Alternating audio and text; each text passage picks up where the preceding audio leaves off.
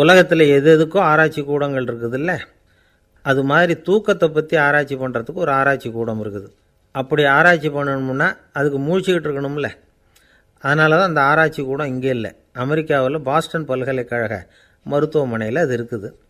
அங்கே தூக்கத்தை பற்றி பல விதமான ஆராய்ச்சிகள் பண்ணிகிட்டு இருக்கிறாங்க. அந்த ஆராய்ச்சி கூடத்தில் இயக்குனராக இருக்கிற ஒரு நிபுணர், அவர் என்ன சொல்கிறார் தெரியுமா? உங்களுக்கு தூக்கம் வரலையா, நீங்கள் நல்லா தூங்கிறதுக்கு தாராளமாக சில யோசனைகளை என்னால் சொல்ல முடியும் அப்படிங்கிறார். யோசனை தானே, காசா பணமாக கேட்டு வச்சுக்கலாமே. உணவு, மனநிலை, தூங்கும் இடத்தோட சூழ்நிலை, படுக்கைக்கு செல்கிறப்போ உள்ள பழக்க வழக்கங்கள், இது காரணமாக ஒருத்தருக்கு தூக்கம் வராமல் போகலாம். தூக்கம் வராததுக்கு இதுதான் காரணம்னா அதையெல்லாம் சுலபமாக கட்டுப்படுத்தலாங்கிறார் அவர். தூக்கத்தை வரவழைக்கக்கூடிய ஒரு நல்ல மருந்து உடற்பயிற்சி. ஆனால் ஒன்று, படுக்க போகிற நேரத்தில் இது மாதிரி உடற்பயிற்சிகள் எல்லாம் செய்யக்கூடாது. கொஞ்சம் முன்னாடி பகல்லையே இந்த பயிற்சிகளை செய்கிறது நல்லது. தூக்கம் வராமல் அவதிப்படுறவங்க பிற்பகல் நேரங்களில் காஃபி, டீ இது மாதிரி பானங்களை சாப்பிடக்கூடாது. மது அருந்துறது கூட தூக்கத்தை பாதிக்கும்.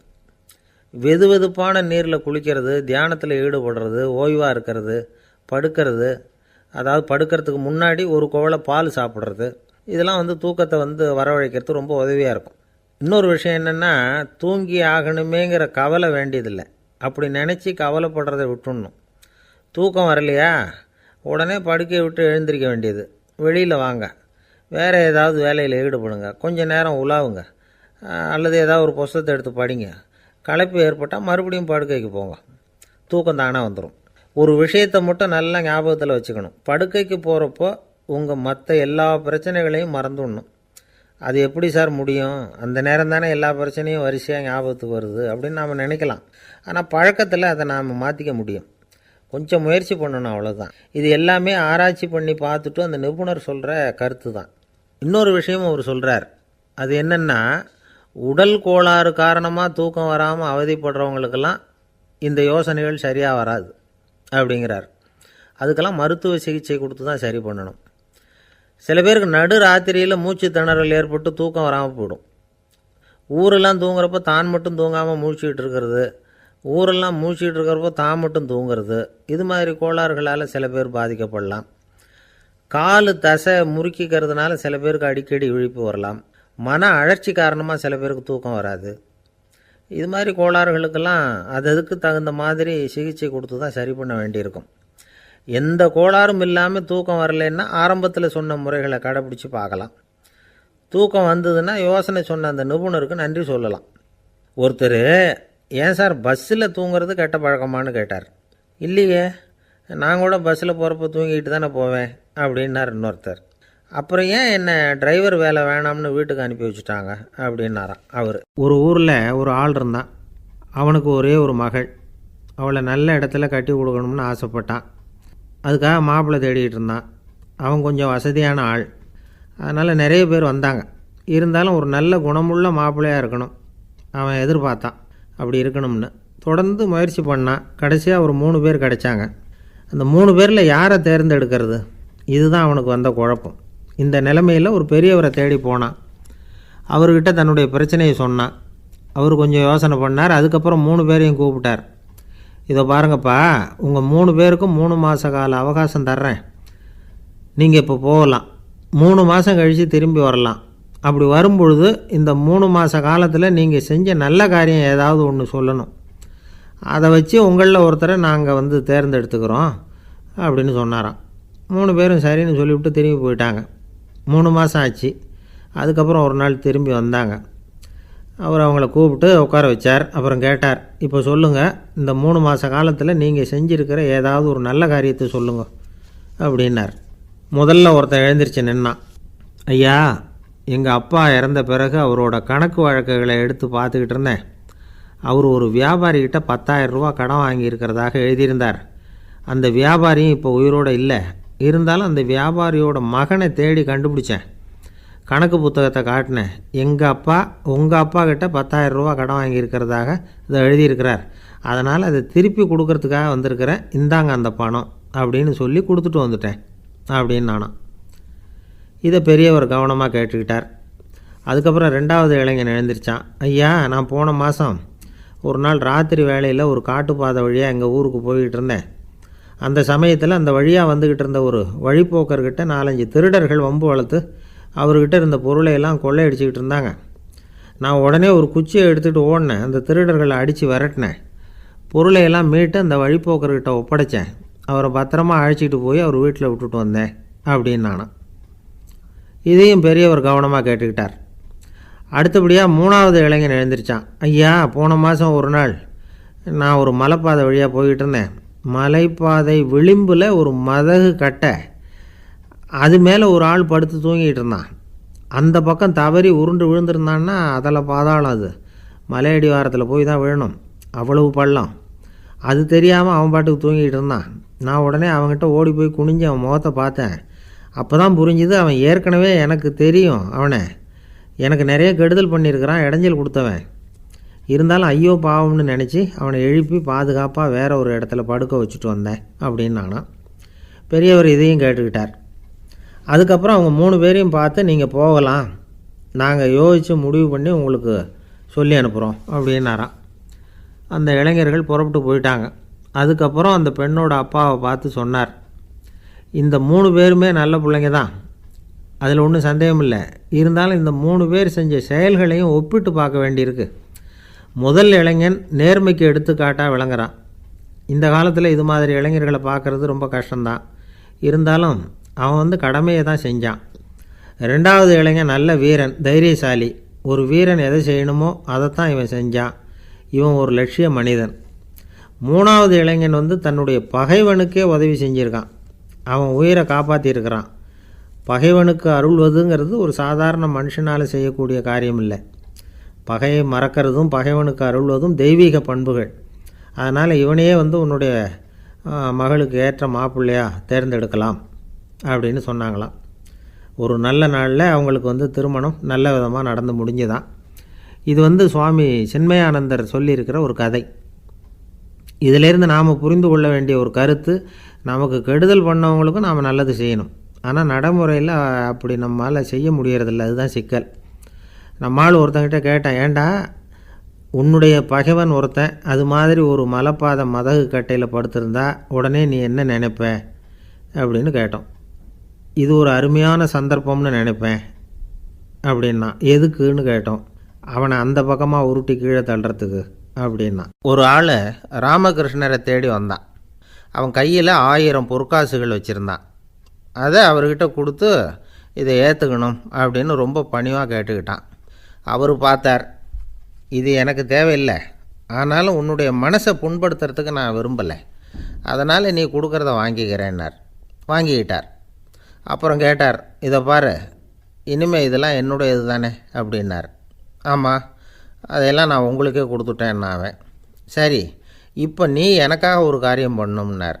என்ன செய்யணும்னு சொல்லுங்கன்னா, இந்த நாணயங்களையெல்லாம் எடுத்துக்கிட்டு போய் கங்கை நதியில் எரிஞ்சுட்டு வா அப்படின்னார். இவனுக்கு அதிர்ச்சியாக போச்சு. என்ன பண்ணுறது, இனிமேல் அது முடியாதுன்னு சொல்ல முடியாது. ஏன்னா அந்த நாணயங்களையெல்லாம் அவருக்கே கொடுத்துட்டான். இனிமேல் அதெல்லாம் இவனுடையது இல்லை. பேசாமல் அவ்வளவையும் அள்ளிக்கிட்டு ஆத்தங்கரைக்கு போனான். போனவன் ரொம்ப நேரம் திரும்பியே வரல. ராமகிருஷ்ணருக்கு சந்தேகம், என்ன ஆச்சு அந்த மனுஷனுக்கு, காசுகளோடு அந்த கங்கையில் குதிச்சுட்டானா, போகும்பொழுதே ஒரு மாதிரியாக தான் போனான், போய் என்னன்னு பார்த்துட்டு வாங்க அப்படின்னார். அங்கே இருந்த ஒருத்தர் ஓடி போய் பார்த்தார். அவர் போய் பார்க்கும்பொழுது அவன் அங்கேயே இருந்தான். அதுக்கப்புறம் அவர் திரும்பி வந்தார். வந்து விவரத்தை சொன்னார். அதாவது அவன் கங்கை கரையில் உட்காந்துக்கிட்டு ஒவ்வொரு நாணயமாக 1 2ன்னு எண்ணி எண்ணி வீசிக்கிட்டு இருக்கிறான். அவனை சுற்றி ஒரு கும்பல் நின்றுக்கிட்டு அவனை தடுத்துக்கிட்டு இருக்குது அப்படின்னு விவரத்தை சொன்னார் போயிட்டு வந்தவர். இதை கேட்டதும் ராமகிருஷ்ணரே புறப்பட்டு அங்கே போனாராம். என்ன இப்படி பண்ணிகிட்ருக்கிற, நான் உன்னை அந்த நாணயங்களை கங்கையில் வீசி எறிய சொன்னேன், நீ ஏன் அதை எண்ணிக்கிட்டு இருக்கிற அப்படின்னார். பழக்கம்தான் காரணம், நான் ஒவ்வொரு நாளும் ஒவ்வொன்றா சேமித்து வச்சேன். இன்றைக்கி என்கிட்ட நிறைய இருக்குது, உங்களுக்கு ஒரு 1000 நாணயங்களை கொடுக்கணுங்கிறது என்னோடய ஆசை அப்படின்னா. இப்போ ராமகிருஷ்ணர் சொன்னார், ஒரே நேரத்தில் எல்லாத்தையும் சம்பாதிச்சிருந்தா நீ எண்ணுறது பொருத்தமாக இருக்கும். எல்லாத்தையும் இழக்கும்போது ஒவ்வொன்றா எண்ணிக்கிட்டு இழக்கிறதுங்கிறது சரியான செயல் இல்லை. அதனால் ஒரே தடவையாக எல்லாத்தையும் தூக்கி எறிஞ்சிடும் அப்படின்னார். இது இழப்பது அப்படிங்கிற ஒரு உயர்ந்த நிலை. இதை நாம் யதார்த்த வாழ்க்கையில் சம்மந்தப்படுத்தி பார்த்து குழப்பிக்கிட்டு இருக்கக்கூடாது. இழக்கிறேன்னு சொல்லிக்கிட்டு இருக்கிற காசையெல்லாம் ஆற்றுலையும் குளத்துலையும் கொண்டு போய் எரிஞ்சிட்டு வாங்க அப்படின்னு உபதேசம் பண்ணுறதாக யாரும் நினச்சிடக்கூடாது. இதில் நாம் புரிஞ்சிக்க வேண்டியது என்னென்னா, எதையாவது ஒன்றை இன்னொருத்தருக்கு கொடுக்கணும் அப்படின்னு விருப்பப்பட்டால் அதை மனப்பூர்வமாக கொடுத்துட்டு அதையே நினச்சிக்கிட்டு இருக்கக்கூடாது. நம்மால் ஒருத்தர் ஒரு 100 ரூபா நோட்டை தன்னுடைய நண்பர் ஒருத்தர்கிட்ட கொடுத்து, இது உனக்கு தான் வச்சுக்கோ அப்படின்னார். அவர் பார்த்தார், இது இனிமேல் எனக்கு தானே சொந்தம் அப்படின்னார். ஆமான்னார் அவர். அப்படின்னா எனக்காக நீ ஒரு உதவி செய்யணும்னார். சொல்லுங்கள் செய்கிறேன்னார் அவர். இந்த 100 ரூபா நோட்டை தீ வச்சு கொளுத்தி விடுன்னார். இவர் அதிர்ச்சியாகி அவரை பார்த்தார். இப்போ அவர் சொன்னார், நீ எனக்கு அன்பாக கொடுத்தது இது, இந்த நோட்டு கள்ள நோட்டுங்கிறது எனக்கு முன்னாடியே தெரியும், சீக்கிரம் கொளுத்தி விடு, அதுதான் நம்ம 2 பேருக்குமே நல்லது அப்படின்னாராம் அவர். ஒருத்தர் அவசரமாக போய்கிட்டு இருந்தார். எங்கே போய்கிட்டு இருக்கீங்க அப்படின்னு கேட்டார் ஒரு பெரியவர். கடைக்கு போகிறேன் சார், சாமான் வாங்கிறதுக்கு அப்படின்னார். அங்கே போகிறதுக்கு முன்னாடி தெரிஞ்சிக்க வேண்டியதெல்லாம் தெரிஞ்சுக்கிட்டீங்களா அப்படின்னு கேட்டார் பெரியவர். கடைக்கு போய் காசை கொடுத்து ஒரு பொருளை வாங்கிட்டு வரப்போகிறோம், இதில் தெரிஞ்சிக்க வேண்டியது என்ன இருக்குது அப்படின்னார் அலட்சியமாக. இப்போ அந்த பெரியவர் பேச ஆரம்பித்தார். இந்த உலகத்தில் எந்த ஒரு செயலில் இறங்குறப்போவும் நாம் நல்லா ஆலோசனை பண்ண வேண்டிய விஷயம் 5 அப்படின்னார். உதாரணமாக, ஒருத்தன் கடைக்கு போய் ஏதோ ஒரு பொருளை வாங்கிட்டு வர போகிறான்னு வச்சுக்கங்களேன். அப்போ கூட அவன் 5 விஷயங்களை பற்றி தெரிஞ்சுக்க வேண்டியிருக்குது அப்படிங்கிறார் அவர். முதல்ல அந்த பொருள் எப்படிப்பட்டது அப்படிங்கிறத தெரிஞ்சுக்கணும். 2வதாக தன்னை பற்றியும் தெரிஞ்சுக்கணும். அப்போ தான் அந்த பொருள் தனக்கு தேவையா இல்லையா அப்படிங்கிறத புரிஞ்சுக்க முடியும். 3வதாக தெரிஞ்சுக்க வேண்டியது ஒன்று இருக்குது. அது என்னென்னா, அந்த பொருளை அடையிறதுக்கு வழி என்ன அப்படிங்கிறத தெரிஞ்சுக்கணும். அதாவது எவ்வளவு பணம் கொடுத்தா அது கிடைக்கும், இது மாதிரியான விஷயங்கள். 4வதாக அந்த பொருளை அடையிறது மூலமாக நாம் அடையக்கூடிய பயன் என்ன அப்படிங்கிறதையும் உணரணும். 5வது, அந்த பொருளை அடையிறதுல இருக்கக்கூடிய தடை எது அப்படிங்கிறதையும் நாம் தெரிஞ்சுக்கணும். பெரியவர் பேசுகிறது ஏதோ தத்துவம் மாதிரி தெரியுது இல்லையா? தத்துவம்தான். அதாவது இப்படி உலகியல் வாழ்க்கையில் சின்ன சின்ன விஷயங்கள்லேயே நாம் 5 விஷயங்களை தெரிஞ்சுக்க வேண்டியிருக்குது. அது ரொம்ப அவசியமாக இருக்குது. பேரின்ப நிலைன்னு சொல்கிறாங்கள்ல, அது மாதிரி பெரிய சமாச்சாரங்கள்லேயும் இந்த 5 விஷயங்களை நாம் தெரிஞ்சுக்க வேண்டியிருக்குது. அதுக்கு பேர் என்னன்னா அர்த்த பஞ்சகம். வைணவ சமயத்தில் அர்த்த பஞ்சகம்ங்கிறது ரொம்ப பெரிய விஷயம். கடைக்கு போகிறது மாதிரி கடவுளை பார்க்க போகிறப்பவும் நாம் 5 விஷயங்களை தெரிஞ்சுக்கணுமா. முதல்ல பரம்பொருள் அப்படிங்கிறது என்ன, அதோட தன்மைகள் என்ன, இதை தெரிஞ்சுக்கணும். இதுக்கு பேர் என்னென்னா பரமாத்ம ஸ்வரூபம் அப்படின்னு பேர். 2வது, நாம் யார், நம்மோட தன்மை என்ன அப்படிங்கிறத தெரிஞ்சுக்கணும். நான் யாருன்னு எனக்கே தெரியலங்கிறப்போ இதை நான் சொல்கிறேன்னு இது என்னுடையதுன்னு சொல்கிறது தப்பு தானே. அப்புறம் 3வது விஷயம், பரம்பொருளை நாம் அடையிறதுக்கு வழி எது, இதை தெரிஞ்சுக்கணும். இது உபாய ஸ்வரூபம் அப்படின்னு பேர். 4வது விஷயம், நாம் அடைய வேண்டிய பயன்கள் என்ன அப்படிங்கிறத தெரிஞ்சுக்கிறது. இதுக்கு புருஷார்த்தம் அப்படின்னு பேர். 5வது, அந்த பயனை அடைய விடாமல் தடுக்கிற தடைகள் யாவை அப்படிங்கிறத தெரிஞ்சுக்கிறது. இது விரோதி ஸ்வரூபம். இதைத்தான் தடையியல் அப்படின்னு சொல்கிறாங்க. அதாவது பரமாத்மாவை பற்றிய அறிவு, ஜீவாத்மாவை பற்றிய அறிவு, உபாயம் பற்றிய அறிவு, புருஷார்த்தம் பற்றிய அறிவு, இந்த 4 அறிவுக்கும் எதிரடையாக, அதாவது அதையெல்லாம் தப்பாக புரிஞ்சுக்கிறதால உண்டாகக்கூடிய அறிவு விரோதி ஸ்வரூபம். என்ன இது தகவலில் ஏதாவது கதை சொல்லுவீங்கன்னு பார்த்தா ஏதோ தத்துவம் பேசிகிட்டு இருக்கிறீங்களே அப்படின்னு நினைக்கலாம். இதுவும் தெரிஞ்சிக்க வேண்டிய ஒரு பெரிய விஷயந்தான். காதில் போட்டு வச்சா எப்போவாவது உபயோகப்படும். என்னுடைய நண்பர் ஒருத்தர் ஒரு நாள் என்கிட்ட சொன்னார், சார் அடுத்த மாதம் தஞ்சாவூரில் ஒரு கல்யாணம், போகிறதா வேண்டாமா அப்படின்னு ஒரே குழப்பமாக இருக்குது அப்படின்னார். நான் உடனே இந்த அர்த்த பஞ்சக உபதேசம் பண்ண ஆரம்பித்தேன். அவர் எல்லாத்தையும் பொறுமையாக கேட்டுவிட்டு, சரி சார் நான் போகிறதுன்னு முடிவு பண்ணிவிட்டேன்னார். எப்படி இந்த முடிவுக்கு வந்தீங்க அப்படின்னு கேட்டேன். அவர் சொன்னார், சார் அந்த 2வது பாயிண்ட் ஒன்று சொன்னீங்களே, அதை புரிஞ்சுக்கிட்டதுக்கு அப்புறம்தான் இந்த முடிவுக்கு வந்தேன் அப்படின்னார். என்ன 2வது பாயிண்ட்டுன்னு? அதாவது தன்னை பற்றி புரிஞ்சுக்கணும் அப்படின்னு சொன்னீங்க, உடனே என்னை பற்றி புரிஞ்சுக்கிட்டேன், நான் யாருங்கிறது எனக்கு தெரிஞ்சுது, உடனே போகிறது தான் நல்லதுன்னு முடிவு பண்ணிவிட்டேன்னார். நீங்கள் யாருன்னு கேட்டேன். நான் தான் சார் அந்த கல்யாணத்தில் தாலி கட்ட வேண்டிய மாப்பிள்ளை அப்படின்னார். ஒரு தந்தை தன்னோட பிள்ளைய ரொம்ப தைரியசாலியாக வளர்க்கணும்னு ஆசைப்பட்டார்.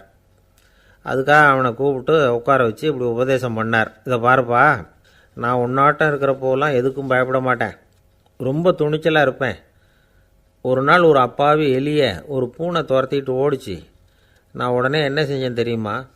அந்த பூனையை பிடிச்சேன், அது வாலில் ஒரு பட்டாசு சரத்தை கட்டினேன், கொளுத்தி விட்டேன், படபடன்னு வெடிக்க ஆரம்பிச்சுட்டுது. அது துள்ளிக்கிட்டு அங்கேயும் இங்கேயும் ஓடி இருக்கு பாரு ஓட்டம், ரொம்ப தமாஷு அப்படின்னார் அப்பா. இப்படி சொல்லிவிட்டு பையனை பார்த்து, இதை கேட்குறதுக்கு உனக்கும் துணிச்சல் வருதா, நான் என்னுடைய செயலை நீ கேட்குறப்போ உனக்கு துணிச்சல் வருதா அப்படின்னு கேட்டார். வருதுன்னா பையன். எப்படின்னா அப்படிங்கிற விவரத்தையும் சொன்னான் அவன். அதாவது எலியை விரட்டினத்துக்காக பூனை வாலில் பட்டாசு கொளுத்துனீங்க நீங்கள், பூனையை விரட்டினத்துக்காக உங்கள் கழுத்தில் பட்டாசு சரத்தை மாட்டினா என்னென்னு தோணுது எனக்கு அப்படின்னா பையன். பையனோட துணிச்சல் அப்பாவே நடுங்க வச்சுட்டுது. அது சரி, ஒரு அப்பா பிள்ளைக்கு இப்படியா உபதேசம் பண்ணுறது? எல்லாருக்கிட்டையும் அன்பாக பழகிறது எப்படி அப்படின்னு சொல்லி கொடுக்கணும். பிஞ்சு உள்ளங்களில் நஞ்சை தூவலாமா? ஒரு நாள் விநாயகர் ஒரு பூனையோடு விளையாடிக்கிட்டு இருந்தாராம். அப்படி ஆசையாக விளையாடிக்கிட்டு இருந்தப்போ அவரோட கை நகம் தவறுதெல்லாம் பூனையோட முகத்தில் பட்டுட்டு தான். அது ஒரு சின்ன கீறலை உண்டாகி விட்டுது. அப்பா அவர் அதை ஒரு பெருசாக நினைக்கல. கொஞ்ச நேரத்துக்கு அப்புறம் விநாயகர் வீட்டுக்கு வந்தார். அவங்க அம்மா பார்வதி தேவியை பார்த்தார். பார்வதி தேவி கன்னத்தில் விரலால் கீறினது மாதிரி ஒரு அடையாளம் இருந்தது. விநாயகருக்கு அதிர்ச்சி, ஆச்சரியம்.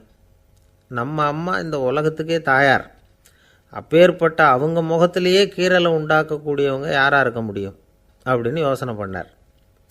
தாயே, உன்னுடைய கன்னத்தில் இந்த வடு எப்படிம்மா ஏற்பட்டதுன்னு கேட்டார்.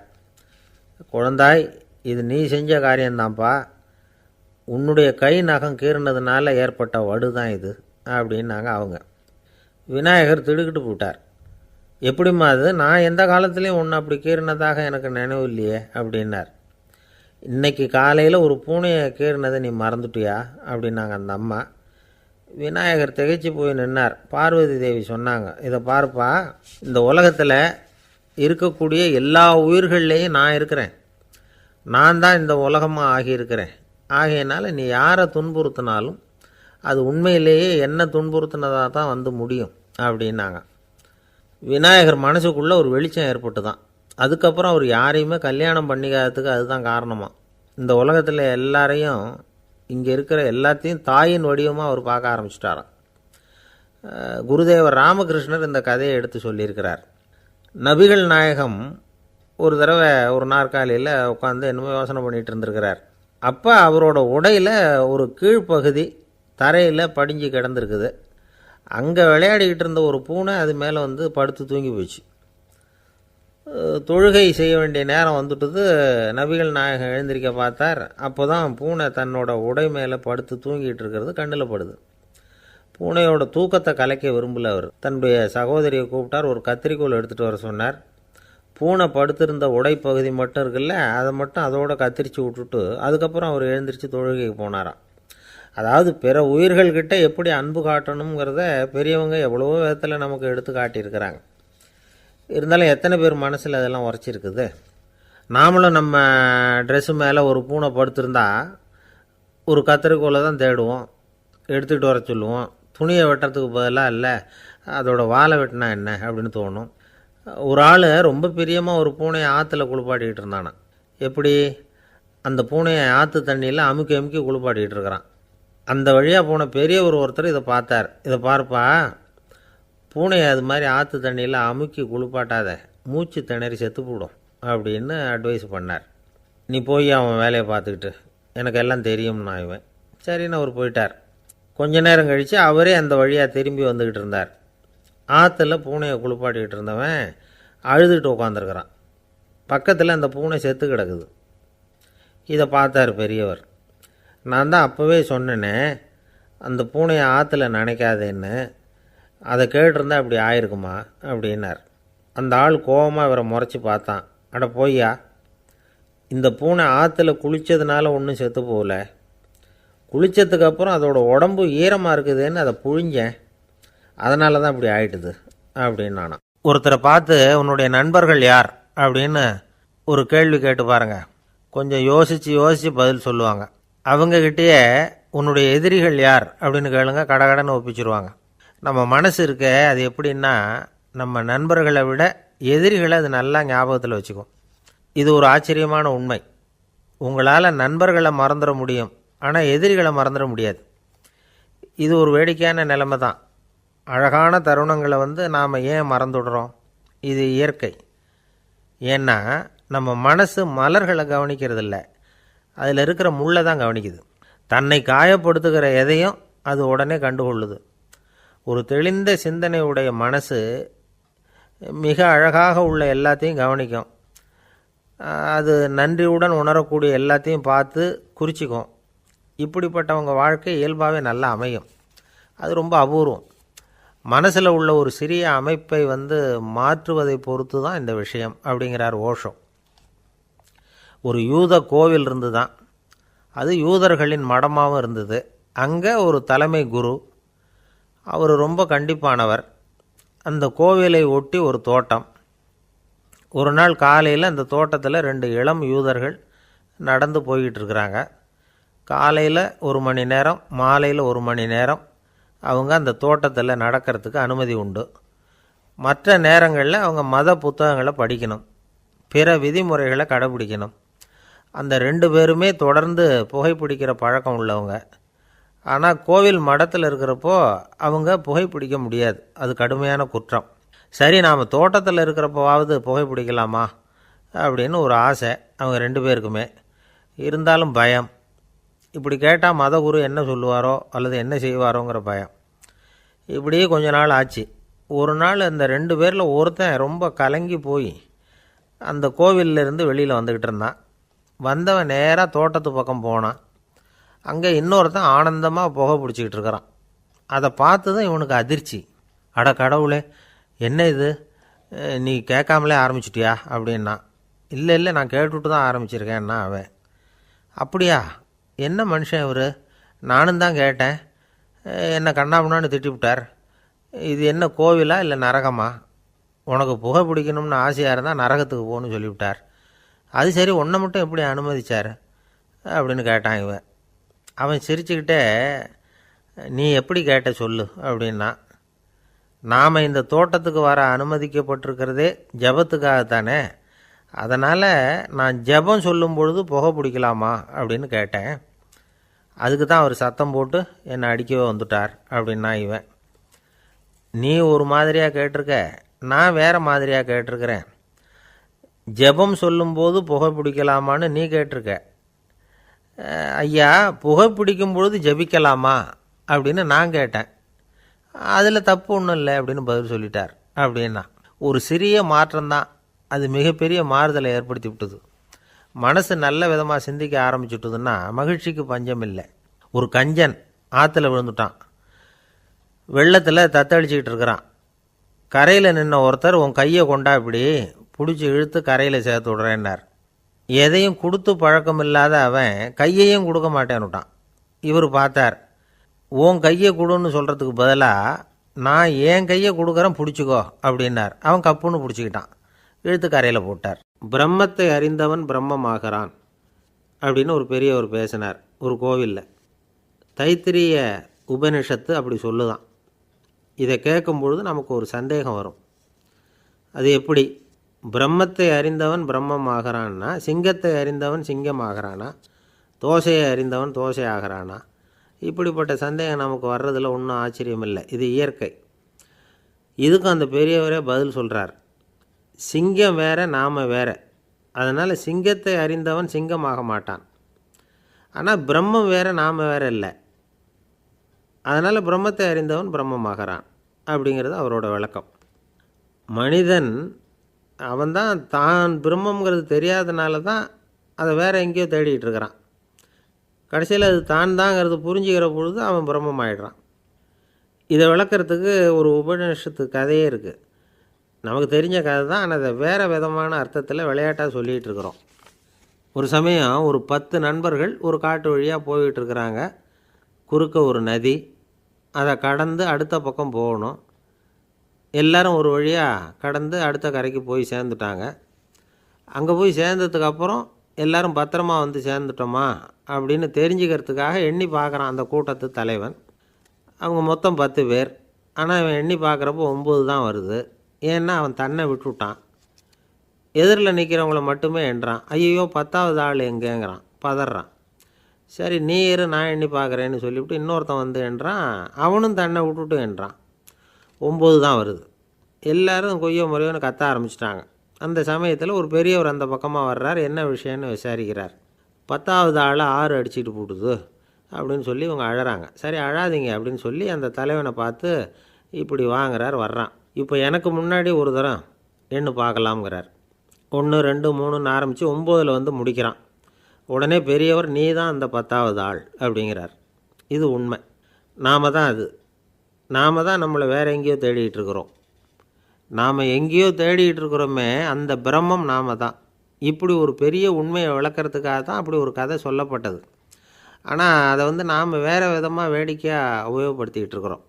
எப்படி தெரியுமா? ஒரு ஆத்தங்கரையில் ஒரு 10 பேர் முழிச்சுக்கிட்டே நின்றுக்கிட்டு இருந்தாங்களாம். அந்த பக்கமாக வந்த ஒருத்தன் ஏன் இப்படி முழிச்சுக்கிட்டு நிற்கிறீங்கன்னு கேட்டிருக்கிறான். எங்களுக்கு நீச்சல் தெரியாது, நாங்கள்லாம் அடுத்த கரைக்கு போய் சேரணும் அப்படின்னு நாங்களாம். சரி நான் கொண்டுட்டு போய் விடுறேன். எல்லாரும் அக்கறைக்கு போய் சேர்ந்த உடனே ஆளுக்கு ₹1 வீதமாக மொத்தம் ₹10 எனக்கு கொடுக்கணும் அப்படின்ட்டுருக்கான் இவன். சரின்னு ஒத்துக்கிட்டாங்க.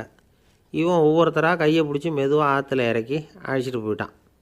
9 பேரை கரை சேர்த்துட்டான். 10வது ஆள் பாதி ஆற்றுல போயிட்டுருக்கிறப்போ திடீர்னு வெள்ளம் வந்துட்டுது. புடி நழுவி போச்சு. கையை விட்டுட்டான். வெள்ளம் அடிச்சிட்டு போட்டுது. அழைச்சிட்டு வந்தவன் நீச்சல் அடித்து தடுமாறி கரைக்கு வந்து சேர்ந்துட்டான். கரையில் இருந்தவங்களுக்கு இந்த விஷயம் தெரியாது.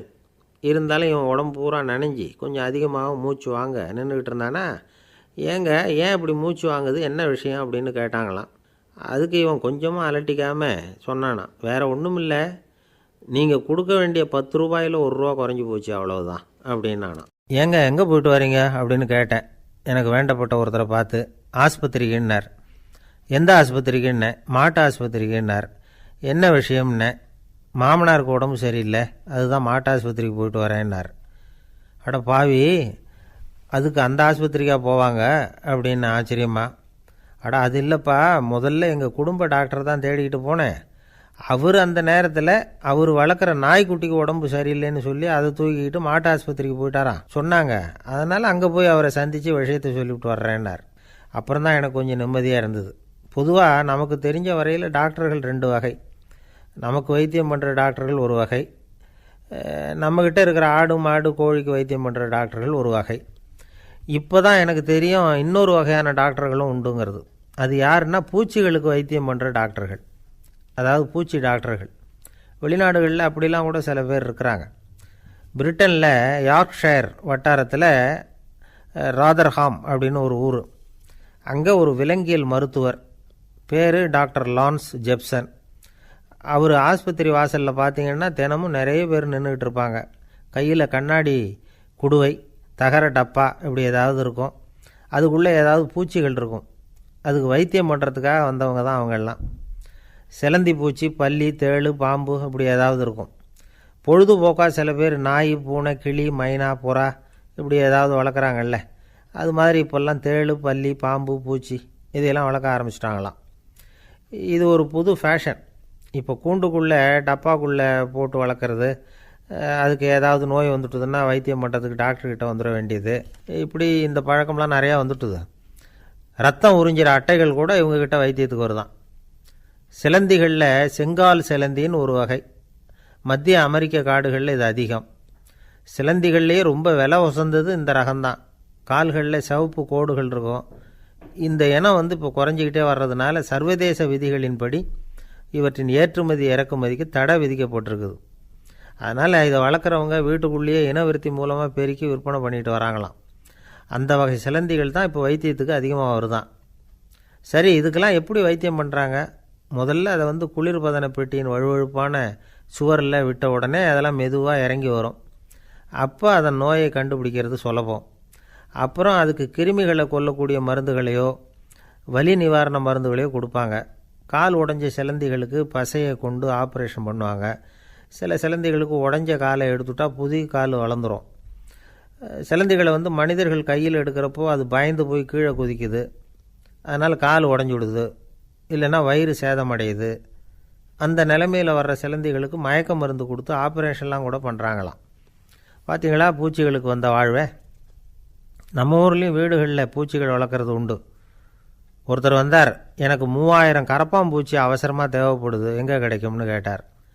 கரப்பாம்பூச்சியா, அது என்னத்துக்குன்னு கேட்டோம். அது வேறு ஒன்றும் இல்லை, நான் குடியிருக்கிற வாடகை வீட்டை காலி பண்ண போகிறேன். வீட்டு சொந்தக்காரர் என்ன சொல்கிறாருன்னா, இந்த வீட்டுக்கு நான் குடி வந்தப்போ எப்படி இருந்ததோ அதே நிலைமையில்